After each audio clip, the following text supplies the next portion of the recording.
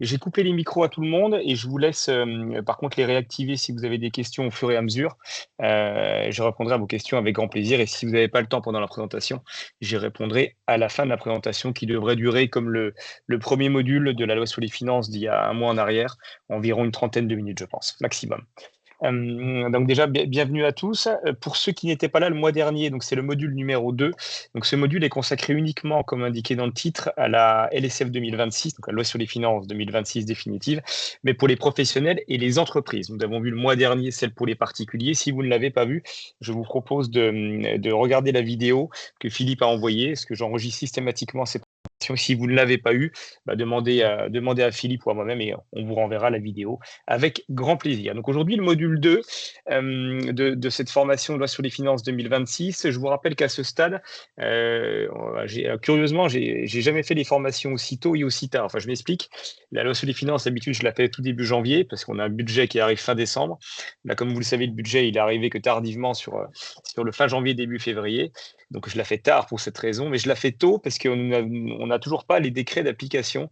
Ce qui veut dire qu'aujourd'hui, je vous le fais sans les détails des décrets que j'ai habituellement, donc sur la base de la publication des amendements définitifs qui ont été votés. Donc, ce qui est un peu périlleux pour moi parce que je n'ai pas forcément tout le détail que j'aimerais pouvoir vous donner quand on a ces décrets d'application. Donc il y a des choses qui seront possiblement perfectibles et je vous enverrai éventuellement des erratums par email si des éléments devenaient être modifiés ou précisés en tout cas sur ces décrets d'application. Voilà. Hier, pour donner l'information définitive, on a eu le Conseil constitutionnel qui est passé par là.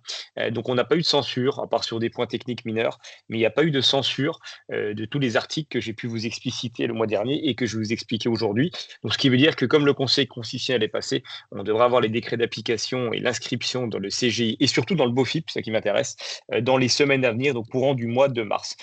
S'il y a des modifications ou des précisions majeures, je vous les expliquerai le mois prochain. Le mois prochain, je vous ai écrit une formation qui est déjà prête, que je compléterai au fur et à mesure des décrets, sur le statut de bailleur privé. Parce que je sais que vous êtes beaucoup à m'avoir posé la question sur les mécanismes et le fonctionnement. Donc, je vous ai écrit une formation qui va être dédiée au statut de bailleur privé. Donc, le mois prochain, donc probablement le dernier vendredi du mois de mars ou le troisième vendredi du mois de mars. Philippe vous enverra les dates de formation, bien sûr. Et je rapporterai quelques points de détail et précisions sur les questions que vous m'avez demandé sur les compatibilité des régimes entre le statut de bailleur privé et les anciens et également l'investissement dans l'ancien avec, vous savez, les 2 lettres du diagnostic de performance énergétique qu'on doit gagner pour en bénéficier. Je vous ai apporté des précisions dans ces slides et j'en rapporterai de plus quand j'aurai de nouveau les décrets. Là, pour l'instant, c'est basé sur mes propres recherches, sur ma documentation professionnelle. Voilà. Donc, ce sera le mois prochain. Un petit teasing par avance. Sachant que toutes les formations donc, sont revues, vous sont envoyées en différé derrière et je vais bientôt les mettre sur la chaîne YouTube du groupe Stentor, que je vous invite à regarder, parce qu'il y a énormément de formations plutôt techniques que j'ai faites. Alors, l'année dernière, elles datent un peu maintenant, elles ont 1 an, sur des sujets comme les SCI, les LMP, les MNP, la fiscalité du particulier, la fiscalité du professionnel. C'était des vidéos assez courtes, de 2 à 5 minutes. Et là, je vais les enrichir de ces formations-là. Elles vont être mises courant de la semaine prochaine sur la chaîne. Et je vais en faire des nouvelles qui seront sur des formats intermédiaires de 10 à 15 minutes, donc il laissera plus de temps pour la compréhension de tout à chacun. Voilà, alors aujourd'hui, donc au programme de cette formation des professionnels, on va parler de IS, d'amortissement, de fonds commercial, de titres de participation dans les holdings avec les régimes MERFI, de crédit d'impôt, de fiscalité de TVA, d'impôt local également, et de crédit d'impôt innovation et un petit peu également d'agricole. Je passerai vite sur l'agricole, sauf si vous avez des questions, parce que généralement, c'est des sujets dont on ne traite pas forcément énormément, sauf quand on est spécialiste en la matière. Alors, hop, ça veut changer de slide, ça change de slide, voilà. Tout d'abord, pour les grandes entreprises, donc oui, on est quand même loin de notre monde, en tout cas du mien, je parle personnellement, du monde de la gestion de nos TPE, nos PME ou des clients patrimoniaux, parce que ça ne concerne que des sociétés qui ont un chiffre d'affaires au-delà de 1 milliard, et 1,5 milliard pour le deuxième palier. Et il avait été voté l'année dernière, de manière temporaire, une majoration de l'impôt sur les sociétés. Alors, juste petit rappel, pour nos TPE et nos PME, donc nos dirigeants qui ont des sociétés plutôt classiques, moins de 50 salariés, moins de 7,5 millions de chiffre d'affaires, et nos SCI d'investissement, hein, si vous avez des SCI d'investissement à l'IS, par exemple, ou une SARL de famille. Une SARL de famille, non, exception, parce qu'on a l'IR, on n'est pas à l'IS. Encore tout véhicule d'investissement à l'impôt sur les sociétés. Je vous rappelle qu'il y a 2 paliers maintenant depuis 4 ans. Vous avez un premier palier d'IS à 15% jusqu'à 42 500 € de bénéfices. Et au-delà de 42 500 € de bénéfices, vous avez un palier haut à 25% d'IS. Qui a suivi une digression du taux haut. On est à 33,1 tiers, le taux maximum d'IS en 2018, à l'arrivée de Macron sur son premier mandat. Et il y a une dégressivité pour ramener le taux d'IS à 25%, qui était au taux moyen des impôts sur les sociétés en Europe, pour information. Donc, ce n'est pas un taux de faveur, ne pensez pas qu'on est meilleur que les autres, c'est juste un taux moyen. Les pays nordiques ayant les taux les plus élevés. Donc ça, c'est pour les TPE. Depuis l'année dernière, force est de constater, pour essayer d'aligner le budget de l'État, enfin les dépenses du budget de l'État qui, elles, ne baissent pas, pour le coup, ne font qu'augmenter. Il avait été voté une majoration du temporaire de 1 an, qui vient d'être prorogé, comme vous le voyez, des taux d'impôt sur les sociétés pour les grandes entreprises. Ce taux a été prorogé et maintenu, donc il n'a pas évolué, donc à hauteur de 20,6% pour la tranche basse, donc pour les sociétés qui ne dépassent pas, qui atteignent 1 milliard de chiffre d'affaires sans dépasser 1,5 milliard de chiffre d'affaires. Et sur la tranche haute, 41,2% de majoration sur la tranche haute. Ce qui veut dire quoi? Ce qui veut dire que, comme c'est une majoration, eh bien, les gros groupes ne bénéficient pas du taux d'IS à 15%. Je ne l'ai pas précisé, parce que pour bénéficier du taux d'IS à 15%, il faut faire moins de 7,630 je vais y arriver, 7 630 000 € de chiffre d'affaires pour avoir le bénéfice du taux bas à 15%, avoir des associés personnes physiques maximum à 75%. Et ne pas dépasser 50 salariés. Donc ça, c'est que pour les TPE. Donc, ces grands groupes n'ont pas le taux bas à 15%, ils ont un taux haut à 25%. Et ce taux haut est majoré donc, de 20,6% sur la première tranche. Donc ça vous fait donc un taux d'IS en France de 30,15% précisément pour ces premiers paliers au-delà de 1 milliard. Et pour les sociétés qui dépassent 1,5 milliard consolidés, en non consolidé, ça vous fait 25% que je majore de 1,412. Ça vous fait donc un taux haut de 35%. Je ne sais pas si vous avez vu hier l'interview du président du groupe Carrefour, qui explique globalement que aujourd'hui en France, les bénéfices du groupe Carrefour, même s'ils sont excédentaires depuis qu'il a repris les rênes, le bénéfice du groupe Carrefour en France est taxé à hauteur d'environ 50% quand il prend les impôts directs et les impôts indirects. Voilà, donc le reste, il fait son bénéfice globalement pas en France, mais en dehors de la France, qui pourrait amener ces grands groupes à délocaliser leurs sièges sociaux dans des pays plus favorables. Donc c'est pas une bonne nouvelle du tout, parce que si eux déménagent, on voit très bien le recentrage de ces impôts sur les TPE. Donc sur nos clients.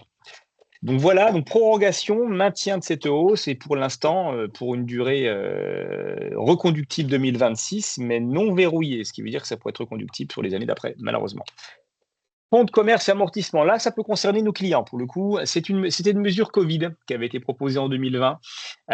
L'idée, c'est quoi? Alors, je vous rappelle comment ça fonctionne. Si vous avez un client qui a une société de type artisanal ou commercial, d'ailleurs, peu importe, qui rachète un fonds, ça veut dire qu'il ne crée pas une société vide, mais il rachète un fonds. Il ne rachète pas une société, mais un fonds, mais qui rachète les clients, la clientèle ou la patientèle, si vous avez des médecins, par exemple, dans vos clients. Un fonds commercial, par principe, donc c'est ça. Donc, c'est les éléments immatériels, incorporels, donc les clients essentiellement. Ça ne s'amortit pas. Donc, ça ne s'amortit pas. L'amortissement, je vous rappelle ce que c'est. C'est une charge comptable qui est calculée, qui permet de réduire votre bénéfice taxable et donc de payer moins d'impôts. Vous le connaissez sans doute par le régime du LMNP, du loueur en meublé pour vos clients patrimoniaux, parce qu'on amortit les murs quand on est en LMNP. Et quand vous avez des biens immobiliers, quand vous êtes en location nue dans une société à l'IS, vous amortissez les murs sur une durée moyenne de 25 ans. Un fonds commercial, ça ne s'amortit pas normalement. Ça se déprécie si vous avez une perte de valeur du fonds.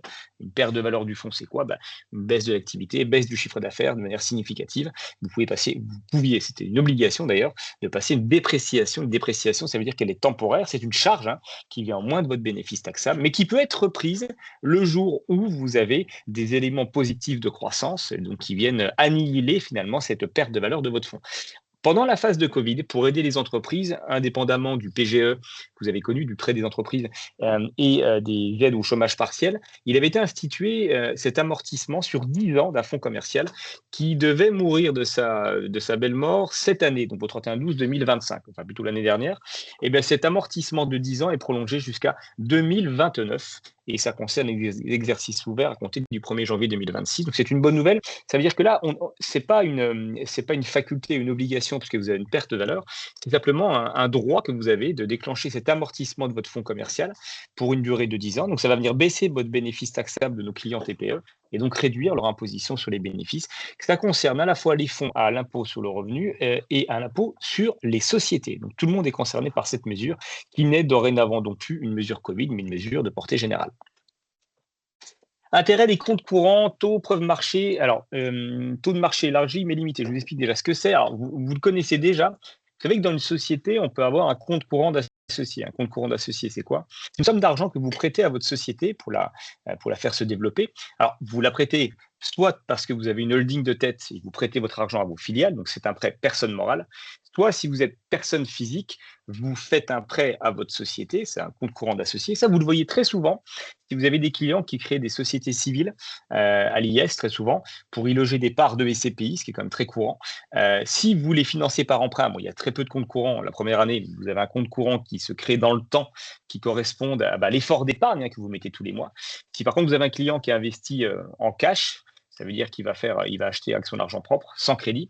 Et bien la première année, vous aurez un petit capital social et vous aurez un gros compte courant d'associé. Exemple, vous investissez 100 000 euros de SCPI dans une SCI à l'IS, vous allez mettre 1 000 euros de capital social ou 100 euros, il n'y a pas de minima, et vous allez mettre 99 000 euros en compte courant d'associé.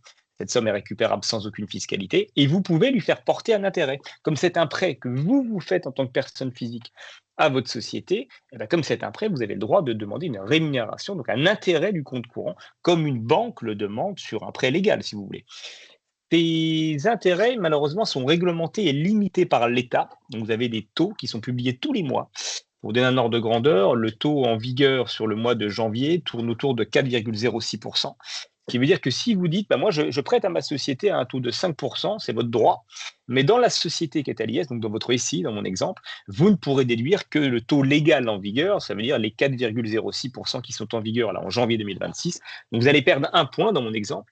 Par contre, vous, en tant que particulier, personne physique, vous allez devoir déclarer à l'État via ce qu'on appelle les IFU, vous savez, les formulaires de déclaration d'impôt forfaitaire, vous allez devoir déclarer les 5%. Ça veut dire que vous allez être imposé sur 5% d'un côté, mais vous allez déduire que 4% de l'autre, ce qui, vous en conviendrez, n'est pas normal et en tout cas n'est pas rentable sur un plan fiscal. Qu'est-ce que nous dit ce texte, cette modification? Nous dit que vous aurez la possibilité maintenant d'apporter une preuve du taux de marché. Alors, si le taux du marché, ça veut dire le taux bancaire, est de 5%, je reprends mon exemple, mais que l'État vous publie au mois de janvier un taux déductible de 4%, eh bien, si vous apportez cette preuve, en demandant par exemple à votre banque ou en faisant des études de marché sur des sites qui sont connus de comparaison de taux, eh bien, vous aurez le droit de déduire le taux du marché s'il est supérieur au taux publié par l'État. Par contre, ça ne concerne que les entreprises, vous voyez, ça ne concerne pas les particuliers. Donc, dans mon exemple que je viens de vous donner d'un particulier qui a fait une SCI à l'IS pour investir dans des SCPI, ça ne marche pas. Donc, il faut que ce soit la holding qui prête de l'argent à sa société filiale ou ses sociétés filiales ou les sociétés sœurs entre elles, et auquel cas vous pourrez déduire l'intégralité de ce taux marché, ce qui n'était pas possible jusqu'à aujourd'hui. Et c'est applicable à compter des exercices donc clos 31-12-25, donc ouverts au 1er janvier 2026. Voilà la modification qui est apportée. Donc encore une fois, c'est surtout pour les entreprises, comme vous le voyez, plus que pour les particuliers. Alors, je continue. Taux de participation, ça c'est un régime que vous devez, j'imagine, tous connaître. Je vous fais juste un petit rappel. Un type de Excusez-moi, participation. juste Oui, une question. Est-ce que la visio est enregistrée ou pas? On pourra la revoir après, a posteriori? elle est enregistrée, elle vous sera envoyée à la fin par Philippe. Exactement. Ok. Exactement. Même sur le groupe LA aussi. Ouais, Pour tout le monde. Exactement, pour tout le monde. super, merci beaucoup. Je vous en prie.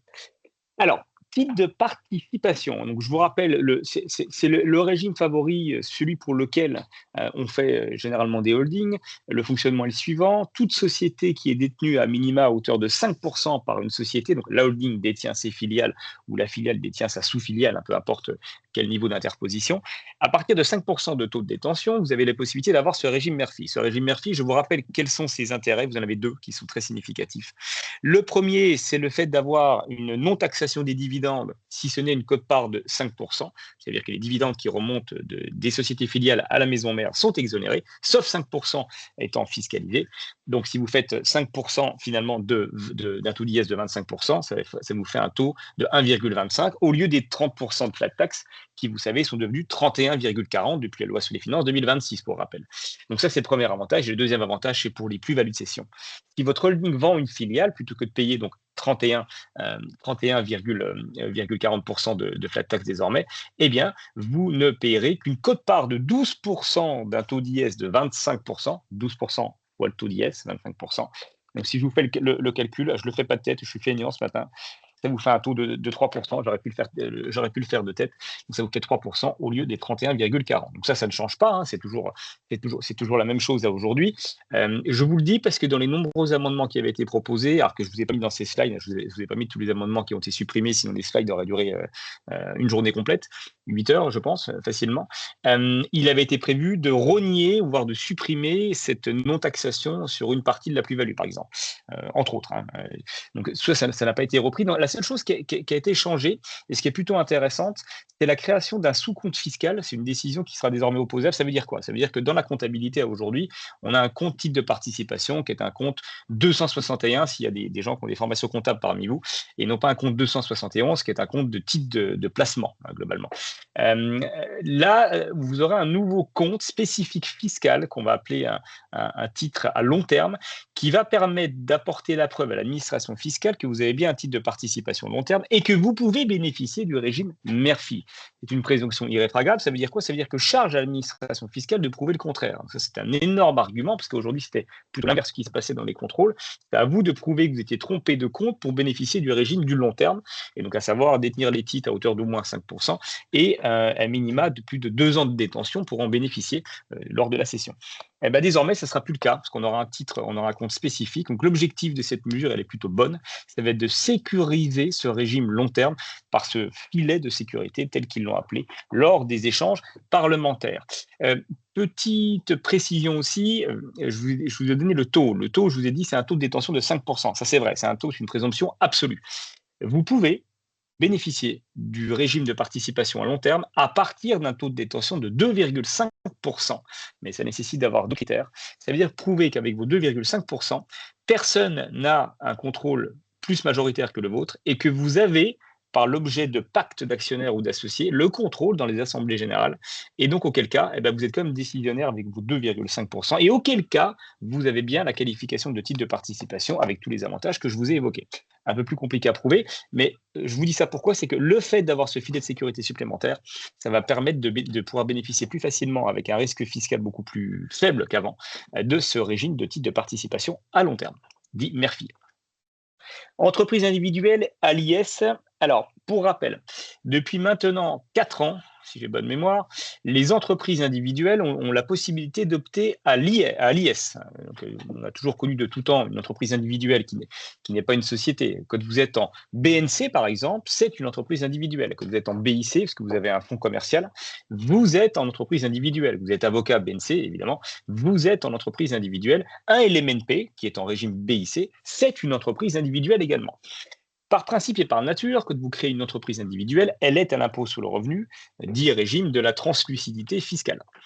Depuis maintenant 4 ans, je ne sais plus si c'est 4 ans ou si c'est 3 ans, vous avez la possibilité d'opter à l'impôt sur les sociétés dans des entreprises individuelles, ce qui est assez curieux, déjà sur le plan comptable. Et également sur le plan juridique, parce que une entreprise individuelle n'a pas de personnalité morale, hein, parce que c'est vous et vous-même, hein, c'est une personne physique. Donc ça, ce n'est pas nouveau. La seule problématique qu'il y avait, c'est que quand vous optiez à l'IS, vous aviez une problématique d'imposition immédiate des plus-values latentes sur les actifs que vous aviez, alors sur le fonds commercial, sur les éléments corporels également. Désormais, ça ne sera plus le cas. Il y aura un mécanisme d'application automatique de report d'imposition, donc une neutralité fiscale lorsque vous allez opter à l'IS. Très souvent, l'option à l'IS, comme dans les SCI, hein, je fais une petite aparté, quand vous optez à l'IS dans une SCI à l'IR, en théorie, ça déclenche l'imposition immédiate des plus-values latentes. Vous pouvez demander un régime de sursis d'imposition, ce qui est le cas maintenant désormais pour les sociétés plus professionnelles que les SCI. Pour ces entreprises individuelles. Donc, il faut faire attention, l'option ALIS, généralement, elle n'est pas neutre. Hein. Il faut bien faire. Pour regarder également, je reviens sur mes SCI, l'origine de la propriété de l'immobilier. Je vous donne un exemple. Quand vous avez une SCI à l'IR, et que vous achetez dans la SCI à l'IR dès l'année zéro un bien immobilier, vous optez à l'IS plus tard, il n'y a pas de sujet. Par contre, si vous avez une SCI à l'IR, que vous apportez un bien immobilier dans une SCI à l'IR, que vous aviez donc en personne physique, lorsque vous l'apportez dans une société qui est transparente fiscalement, vous n'avez pas l'application des droits de notaire, donc les fameux 7,5. Par contre, vous payez les plus-values latentes lors de l'apport, ça n'échange rien. On pourrait se dire, bah, c'est facile à ce moment-là, je vais prendre mes SCPI, je vais prendre mes biens immobiliers, je vais créer une SCI à l'IR, je vais les apporter comme ça, je ne paye pas mes droits de mutation de 7,5 pour les biens immobiliers et mes droits de 5% en matière de SCPI par exemple, et j'opte quelques années après à l'IS. Comme ça, je contourne cette fiscalité. Non, ça ne marche pas comme ça, parce que le jour où vous optez à l'IS, vous paierez les droits de notaire. Vous voyez que le fait d'opter à l'IS, ce n'est pas transparent sur le plan fiscal, on a quand même une fiscalité qui est applicable, il faut faire attention. Donc là, ici, ce que nous dit ce texte, en tout cas, dans cette loi des finances 2026, c'est que vous aurez un report d'imposition, donc qui vous permettra d'avoir une neutralité fiscale. Et vous aurez également un report d'imposition de neutralité. Si un jour vous prenez votre entreprise individuelle, donc ce fonds, et que vous l'apportez à une société également, eh bien, vous aurez un report également, donc pas de fiscalité sur les plus-values latentes. Les jeunes entreprises innovantes et les JE, alors, hop, je vais arriver, jeunes entreprises innovantes. Vous savez que vous avez dans ces entreprises innovantes des mécanismes de réduction et de crédit d'impôt. Vous avez également depuis quelques années les jeunes entreprises innovantes à impact, ça c'est les JEII, là, JEI à impact. Ces taux et ces mécanismes de réduction devaient s'arrêter au 31/12/2025, qui sont désormais prorogés, améliorés pour les jeunes entreprises innovantes à impact, comme vous le voyez, parce que si vous avez des dépenses de R&D supérieures à 5%, vous pouvez continuer de. Alors, excusez-moi, ESS, ça veut dire économie sociale et solidaire. Vous aurez le droit à une réduction d'impôt de 40% qui est temporaire jusqu'à 2028, ça c'est nouveau, pour tout investissement immédiat. Pour l'instant, ces investissements de ces JEII, qui est donc un nouveau statut, ne sont pas éligibles au FCPI. On attend la validation de l'Union européenne. Il est fort à parier que ça puisse fonctionner d'ici le mois de mars. Donc ça veut dire qu'elles seront éligibles également à vos investissements que vous faites dans les FCPI pour vos clients. En revanche, les JEI, le régime, il est prorogé donc d'exonération et crédit d'impôt jusqu'à 2028, mais uniquement sur les impôts fonciers et la CFE. Le reste des exonérations que vous pouviez connaître est supprimé, comme par exemple l'exonération sur les bénéfices. Vous savez que vous avez une exonération sur les bénéfices qui durait 5 ans, une dégressivité ensuite. C'est comme un petit peu dans les ZRR et les ZFR, on verra un peu plus tard dans les slides. Et bien, ce régime est désormais supprimé. Donc, ce qui veut dire que l'État pousse finalement aux jeunes entreprises innovantes, mais à impact, afin de favoriser l'économie verte principalement. Je continue. Agriculture, petit point rapide sur l'agriculture, sauf si vous avez des questions particulières. Alors, tout d'abord, les GAEC, c'est des groupements agricoles, pour ceux qui connaissent. Les associés seniors comptent désormais dans les multiplicateurs des seuils de micro BA. Donc, vous avez micro BIC, micro BNC, comme vous le savez. Vous avez également des seuils de micro BA, donc c'est bénéfices agricoles. Donc, désormais, ces associés seniors pourront en faire partie, puisque les GAEC ont une translucidité fiscale. Donc, on regarde associé par associé. Au niveau des mers agricoles inférieures à 1000 habitants, désormais, vous aurez un crédit d'impôt de remplacement de 50% qui est limité à 12 jours par an. Au niveau du CUMA, c'est les coopératives d'utilisation de matériel agricole, arrive un crédit d'impôt de 7,5% pour les dépenses plafonnées à 3 000 € par an par exploitation. Ça, c'est nouveau également. Et enfin, au niveau du HVE, donc tout ce qui est haute valeur environnementale, le crédit d'impôt qui existait déjà est prolongé jusqu'à fin 2026. Je passe, parce que généralement, ce n'est pas des sujets où on est très concerné. Crédit d'impôt innovation, industrie, etc. Alors, tout d'abord, on va les faire dans l'ordre. Le CICO est prolongé jusqu'en 2028 avec un financement de 40 ou 50% des dépenses de R&D. Et le CICO, c'est le crédit d'impôt collaboration de recherche. Je reprends mes notes, parce que même moi, avec tous ces acronymes, il me faut un dictionnaire des acronymes maintenant, tellement on a de taxation ou de crédit d'impôt. Donc, crédit d'impôt, collaboration de recherche. Enfin, le C3IV, qui est le crédit d'impôt d'investissement de l'industrie verte. Il est prolongé jusqu'à 2028 avec un plafond à 200 millions par projet sur un taux de 15% de base qui peut monter en fonction des zones de la territorialité à 20 ou 35% pour le faire court. Donc, prolongation de ces taux et de ces réductions d'impôts. Je passe. Au niveau du malus automobile au poids, alors là, ça concerne vous savez, les véhicules qui sont détenus par les sociétés. Vous savez que depuis des années, il est fortement déconseillé d'avoir des véhicules thermiques dans les sociétés, parce que non seulement vous aviez la TVS, donc la taxe sur les véhicules de société, qui a remplacé elle-même la TVTS précédemment, et il a été rajouté à cela une taxe au poids. Ça, c'était pour éviter que des véhicules thermiques hybrides, finalement, avec des puissances extraordinaires, évitent la fameuse TVS. Mais les véhicules fortement hybridés, comme les Toyota Prius et entre autres, et surtout les véhicules électriques, en étaient exclus. Et pour la simple et bonne raison, c'est qu'on poussait les consommateurs à mettre dans les sociétés des véhicules non polluants, à énergie verte. Sauf que, comme vous le savez très bien, les véhicules thermiques et les véhicules hybrides, à cause de leur batterie, ont un poids de pachyderme par rapport aux véhicules thermiques, une majoration de l'ordre de 500 à 600 kg. Eh ben, désormais, ça ne sera plus le cas. Ça veut dire que même si vous avez des véhicules totalement verts, donc électriques ou à fort taux d'hybridation, eh bien, vous serez concerné, non pas par la TVS, mais par le malus au poids. Alors, ils ont mis un abattement de 600 kg, comme vous le voyez. Sauf que, en moyenne, un véhicule comparable, on estime que le poids des batteries vous fait osciller à une majoration de 5 à 600 kg, d'où l'abattement de 600 kg. Mais pour vous donner un ordre de grandeur, les taux utilisés pour ce malus au poids, pour la partie qui excède 1 tonne 6, donc c'est le déclenchement. À partir d'1 tonne 6, vous payez 10 euros par kilogramme excédentaire. Au-delà d'1 tonne 8, vous payez 15 kilos par kilogramme excédentaire. Au-delà de 1 tonne 9, c'est 20 kilos. Et au-delà de 2 tonnes, c'est 25 euros par kilogramme excédentaire. Quand vous voyez qu'un véhicule électrique citadin tourne autour de 1 tonne 8, ça veut dire que même des petites voitures de société seront concernées par ce malus au poids. Et non pas seulement les faux utilitaires, comme il le précise dans le texte, mais la plupart des véhicules qui sont dans les sociétés. Applicable à compter du 1er juillet 2026, le temps de se mettre en conformité, de changer, de vendre les véhicules ou de les remplacer par des véhicules plus légers, pas moins polluants du coup. Mesures sur la TVA. Sur la TVA, alors, d'abord, suppression de la restriction de la déduction de la TVA sur les dépenses de publicité.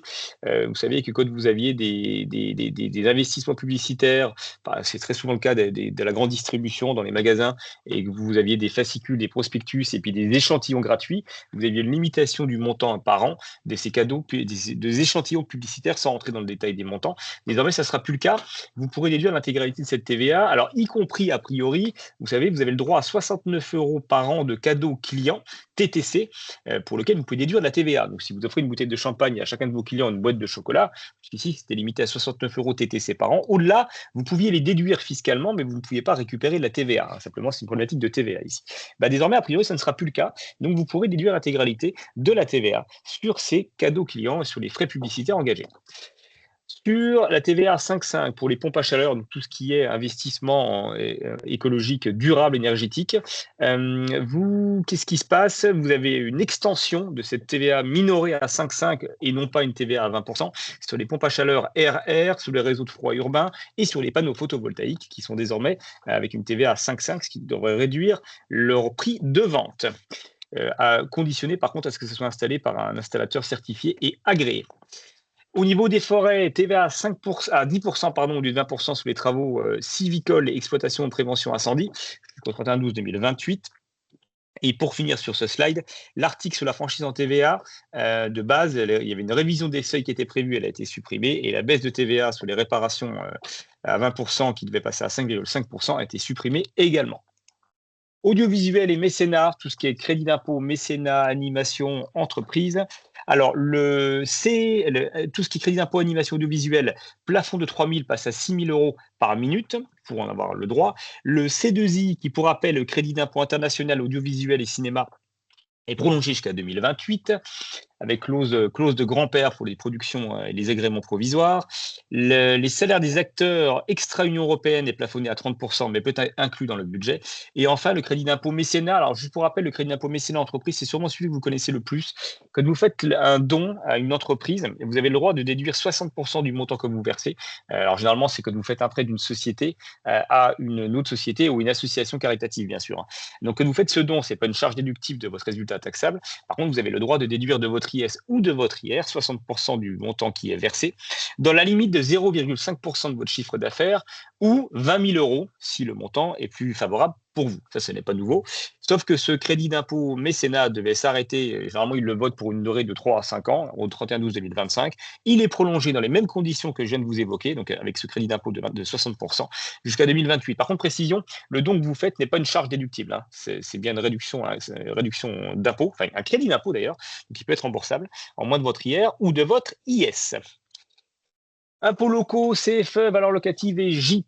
Alors, la CFE, qui est la contribution foncière des entreprises, que vous connaissez sûrement si vous avez déjà des sociétés, votre société, ou si vous avez des clients qui sont en location meublée, parce que dès qu'on est en BIC ou en BNC, on paye cette fameuse CFE, qui est une contribution foncière des entreprises, qui est basée sur la valeur locative de vos biens, qui est remplacée, pour ceux qui connaissaient avant, la taxe professionnelle, qui est très ancienne pour le coup.